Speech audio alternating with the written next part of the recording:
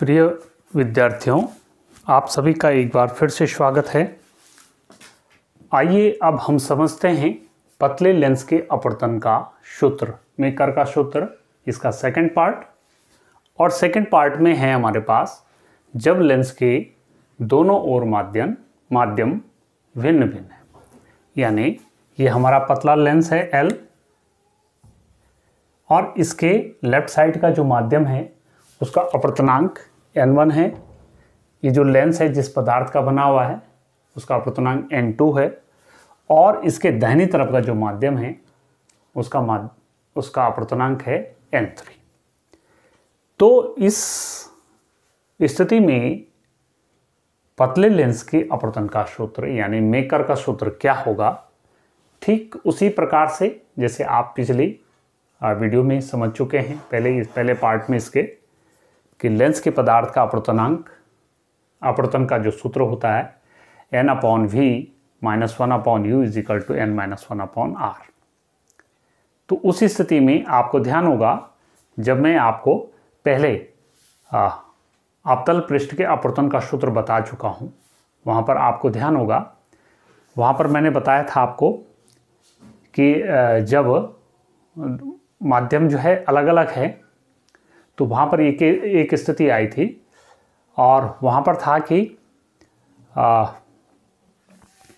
अवतल पृष्ठ के लिए मैं बात कर रहा हूँ n2/v - n1/u = n2 - n1/u, ऐसा फॉर्मूला उसका आया था लेंस गोलीय पृष्ठ के अपवर्तन का सूत्र। ठीक है, तो वो उत्तल पृष्ठ के लिए भी वही था और अवतल पृष्ठ के लिए भी सेम था, तो मैं पहले बता चुका हूँ।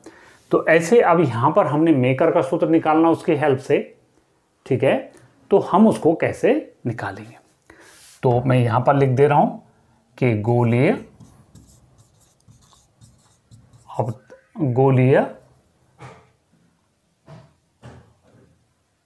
पृष्ठ के अपवर्तन के सूत्र से, और वो क्या होता है n2/v, हाल फिलहाल मैं ऐसे लिख रहा हूं अभी, n1/u = n2 - n1/r, ऐसा कुछ फॉर्मूला था वहां पर, आपको ध्यान आ रहा होगा। तो इस फॉर्मूले को, इस सूत्र को हमने इसमें अप्लाई करना कैसे, पहले हम समझते हैं कि इसमें प्रतिबिंब कैसा बन रहा है। देखिए, ये उत्तल लेंस है हमारा, इसके दो पृष्ठ हैं, आप समझते हैं, एक ये वाला पृष्ठ है, दो पृष्ठ का मतलब यहाँ से L से अगर आप पेन घुमाएं यहाँ से और यहाँ तक, एक वक्र पृष्ठ ये है जिसकी त्रिज्या r1 है, यानी राइट साइड को मैं पहले भी बार बार बता चुका हूँ ये चीज़ें। ऐसे दूसरा वक्र पृष्ठ ये वाला है जिसकी वक्रता त्रिज्या जो है ये लेफ्ट साइड को हो जाएगी, यानी वो ऋणात्मक होगी, ठीक है ना। तो इसके पहले वक्र पृष्ठ के कारण कोई वस्तु मुख्य अक्ष पर O रखी हुई है, इसका प्रतिबिंब कैसे बनेगा। देखिए, एक प्रकाश की किरण देखिए यहाँ से होती हुई इस उत्तल लेंस के बिंदु A पर आपतित होगी, लेकिन ये प्रकाश की किरण जो है हमें क्या लगेगी, ये कहीं पीछे I' से आती हुई प्रतीत हो रही, तो I' क्या हो जाएगा, O का पहले पृष्ठ के लिए क्या हो जाएगा, आभासी प्रतिबिंब हो जाएगा। ठीक है, अब हमने ये मान रखा कि यहाँ जो माध्यम है वो n1 है, लेंस के पदार्थ का अपवर्तनांक जो है n2 है, और इधर राइट हैंड साइड की तो अभी बात ही नहीं कर रहा हूँ, और उसका अपवर्तनांक n3 है। तो अगर मैं इस n1 और n2 माध्यम के केस में इस सूत्र को लगाऊंगा तो देखिए हमारे पास क्या हो जाएगा, ये तब प्रथम वक्र पृष्ठ के लिए, ठीक है, I' वस्तु O का प्रतिबिंब होगा। तो ऐसी स्थिति में क्या हो जाएगा भाई, हाँ देखिए n2 यानी दूसरा माध्यम यही हो जाएगा, n2/v', सेम ऐसे ही आना, -n1/u = n2 - n1/r1। देखिए ये इक्वेशन नंबर 1 आ गया हमारे पास। ठीक हो गया। अब हम क्या करेंगे दूसरे पृष्ठ के लिए। अभी जो दूसरा पृष्ठ है इसके लिए आई डैश क्या करेगा, वस्तु का कार्य करेगा, और इस आई डैश वस्तु का जो प्रतिबिंब होगा दूसरे पृष्ठ के कारण कहां पर बन जाएगा, आई पे बन जाएगा। तो ऐसी स्थिति में क्या हो जाएगा, दूसरे वक्र पृष्ठ के लिए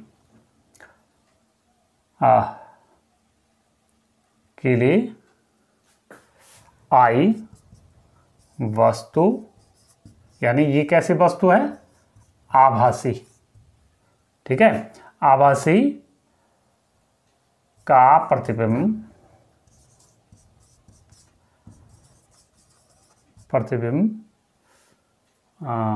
वस्तु, यहां पर लिख दीजिए आई डैश का प्रतिबिंब होगा। तो ऐसी स्थिति में देखिए क्या हो जाएगा, N2 अपॉन वी डैश, यानी N2 माने दूसरा माध्यम जहां प्रकाश की किरण जो है बाद में जा रही है। तो यहां पर क्या हो जाएगा, ये N3 upon V dash upon V, N2 upon V होता है यानी प्रतिबिंब की दूरी। तो प्रतिबिंब यहां पर क्या है, ये वाला है, आई है, क्योंकि ये तो आभासी वस्तु है। तो N3 अपॉन वी हो जाएगा माइनस, कहाँ से जा रही है, N1 से जा रही है, नहीं N2 से जा रही है। तो ऐसी स्थिति में क्या हो जाएगा, देखिए क्योंकि दूसरा माध्यम तो N2 हो जाएगा, यहाँ से N2 से होकर के जा रही है। तो N2 अपॉन U, तो U क्या हो जाएगा यहाँ पर, V dash is equal to N3 minus N2 upon R2। देखिए इन दोनों को इसमें अप्लाई करके आपने समझना है कि कैसे कैसे हो रहा है। मेन ये है कि भाई वस्तु की स्थिति क्या है इस समय, और उस पृष्ठ के कारण उस वस्तु का, चाहे वो आभासी है या चाहे वो रियल स्थिति में है, उसका प्रतिबिंब कहाँ पर बन रहा है, ये हमें समझना है। ठीक है, तो ये हमारे पास आ गई, ये इक्वेशन नंबर 2 हो गई। अब हम क्या करते हैं, आपको ध्यान होगा इन दोनों समीकरणों को हमने जोड़ देना है। एक बार फिर समझ लीजिए आप अगर समझना चाह रहे हैं। देखिए ये पहला वक्र पृष्ठ है, ये वस्तु है O, इस वस्तु O का पहले वक्र पृष्ठ के कारण जो प्रतिबिंब बन रहा है आई डैश पे बन रहा है। हमें ऐसा लग रहा है कि आई डैश से ये प्रकाश की किरण आ रही है। ठीक है, तो इस सूत्र में ये जो फॉर्मूला है हमारा N2 upon V minus N1 upon U, यहाँ पर N2 अपॉन वी यानी वस्तु के प्रतिबिंब की जो दूरी है, तो यहाँ पर क्या हो जाएगा, N2 अपॉन वी डैश, यानी इस वक्र पृष्ठ के कारण वस्तु का जो प्रतिबिंब बना आई डैश पे बना, उसकी दूरी क्या है, वी डैश है। तो N2 अपॉन वी डैश हो जाएगा माइनस, देखिए माइनस N1 अपॉन यू यानी वस्तु की दूरी। तो यहाँ पर क्या हो जाएगा, N1 अपॉन वस्तु की दूरी O, यानी O पर वस्तु है उसकी दूरी U है, तो N1 अपॉन यू ही हो जाएगा। आगे वही हो जाएगा N2 minus N1 upon R1। दूसरे वक्र पृष्ठ के लिए ये जो दूसरा वक्र पृष्ठ है यहाँ से, जिसकी त्रिज्या R2 है, ये आई डैश क्या करेगा, उसके लिए वस्तु का कार्य करेगा। और इस आई डैश जो वस्तु इस समय हमें लग रही है दूसरे वक्र पृष्ठ के लिए, उसका प्रतिबिंब आई पर बन रहा है, जिसकी दूरी v है। ठीक है ना, तो हम क्या कह सकते हैं, इसी फॉर्मूले का N2 अपॉन वी, यानी दूसरा जो माध्यम है जहां प्रकाश की किरण बाद में जा रहे हैं, तो दूसरा माध्यम क्या है, N3 है यहाँ पर। तो N3 अपॉन v की जगह यहाँ पर क्या आ जाएगा, यानी वस्तु के प्रतिबिंब की दूरी।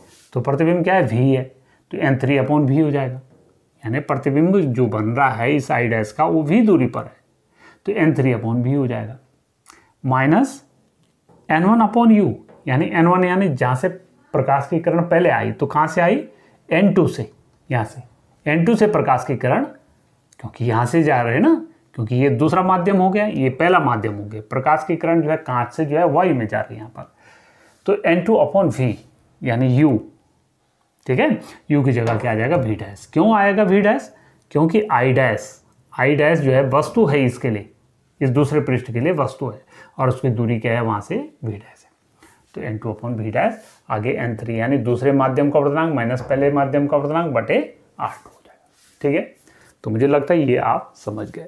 अब हमारा काम क्या होता है यहाँ पर, इन दोनों समीकरणों को जोड़ना है हमने। समीकरण 1 प्लस 2, समीकरण नंबर 1 और 2 को जोड़ने पर। तो पहले बाएं बाएं पक्ष को जोड़ दीजिए।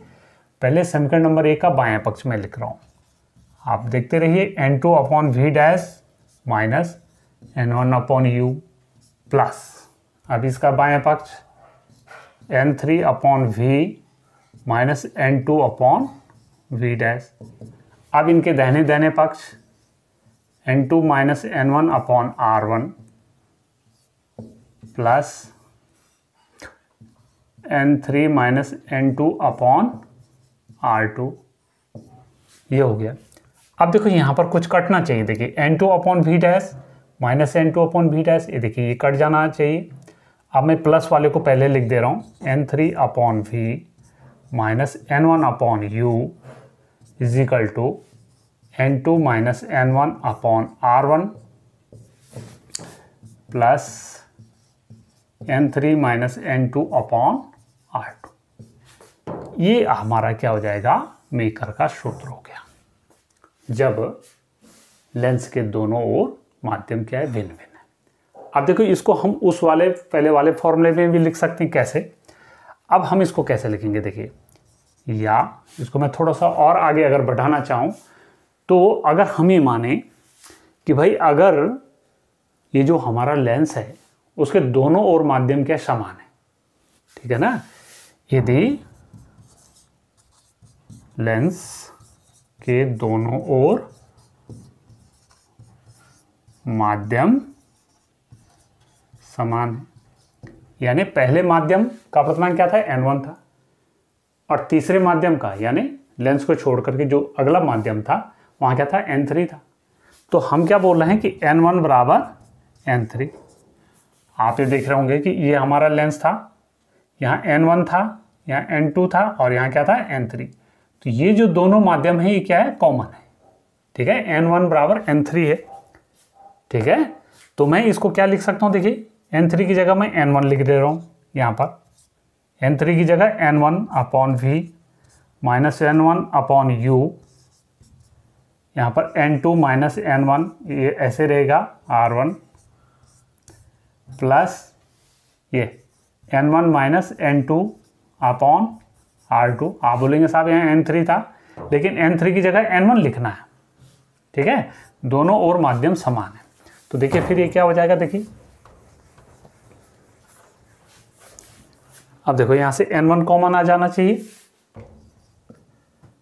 तो ये हो जाएगा 1 upon V minus 1 upon U, और ये हो जाएगा n2 minus n1 upon r1, ये ऐसे ही है अभी, प्लस आगे यहाँ से हम क्या कर रहे हैं, देखिए यहाँ से माइनस अगर मैं कॉमन ले लूँ तो देखिए ये बीच में माइनस हो जाएगा, और ये क्या बन जाएगा फिर n2 minus n1 upon r2। यहाँ पर ध्यान दीजिए क्योंकि n1 माइनस n2 है, यहाँ प्लस है बाहर, अब मैं माइनस साइन जो है कॉमन ले रहा हूँ तो बीच में प्लस का माइनस हो जाएगा, और ये क्या हो जाएगा n2 माइनस n1। अब n1 1 upon V minus 1 upon U is equal to, यहाँ से इसमें से भी आप n1 कॉमन लीजिए, n1 कॉमन ले लिया आपने, तो ये क्या हो जाएगा n2 upon n1 minus 1 upon r1। ऐसे यहाँ पर भी आप ये माइनस है बीच में, माइनस n1 कॉमन ले लिया आपने, n2 minus n1 minus 1 n1 upon r2 हो गया। अब फिर ये n1 जो है कॉमन होकर के ये कैंसिल हो जाएगा, तो 1 upon V minus 1 upon U बराबर, ये देखिए ये n1 कॉमन होकर के कैंसिल हो जाना है यहाँ से, और n2 अपॉन n1 यानी दूसरे माध्यम का अपवर्तनांक बटे पहले माध्यम का अपवर्तनांक, इसको n बोलते हैं हम, आपको ध्यान होगा जब स्नेल का नियम आपको बताया था। तो n minus 1 upon r1 minus n minus 1 upon r2। देखिए ऐसा हमारा फॉर्मूला बन गया ये, और 1 upon V minus 1 upon U को आप लेंस के सूत्र से क्या बोलते हैं, 1 अपॉन एफ बोलते हैं। यहाँ से n-1 कॉमन हो जाएगा, तो ये n-1 कॉमन हो गया, 1/r1-1/r2। तो देखिए ये लेंस के अपवर्तन का सूत्र फोकस दूरी के पदों में भी हमने निकाल दिया। तो बहुत ही सिंपल है, एक स्टेप दूसरी स्टेप पे डिपेंड है, तो प्रत्येक स्टेप को समझते समझते जब आप आगे बढ़ेंगे तो बहुत ही आसान लगेगा। ठीक है, तो इस प्रकार से ये था आपका लेंस के अपवर्तन का, पतले लेंस के अपवर्तन का सूत्र, मेकर का सूत्र बहुत ही इंपॉर्टेंट है, तो आप इसको तैयार करेंगे। तो चलिए मिलते हैं फिर आगे अगली वीडियो में, तब तक आप सभी का धन्यवाद।